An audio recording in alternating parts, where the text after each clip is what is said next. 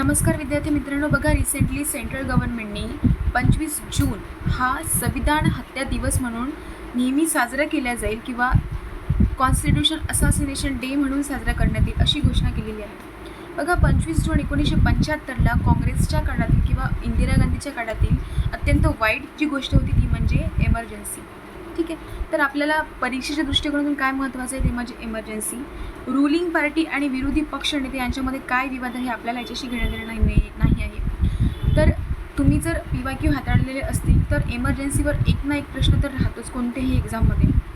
तर एमर्जन्सी कोण लागू करतं, त्याला संमती कोण देतं, एमर्जन्सी हा जो वर्ड आहे हा आपण कोणत्या कॉन्स्टिट्यूशनमधनं घेतलेला आहे, ठीक आहे, त्याची कलमं कोणती कोणती आहे, किती प्रकारच्या आणीबाणी असतात, आपण कशाद्वारे एमर्जन्सी लावू शकतो, तर आणि कोणते कोणते आर्टिकल्स जे आहेत ते निलंबित होतात, ह्या सगळ्या गोष्टी आपल्याला परीक्षेच्या दृष्टिकोनातून महत्त्वाचं आहे आणि न्यूजमध्ये पण आहे. ठीक आहे, तर 25 जून 1975ला आणीबाणी लागू झालेली होती. जी आणीबाणीची जी कलमं आहे ती 352 पासून ते 360 पर्यंत असतात. 3 प्रकारच्या आणीबाणी असतात: नॅशनल एमर्जन्सी, प्रेसिडेंट रूल आणि फायनान्शियल एमर्जन्सी. तर एमर्जन्सी हा जो वर्ड आहे हा आपण जर्मनीच्या कॉन्स्टिट्यूशनमधला घेतलेला आहे.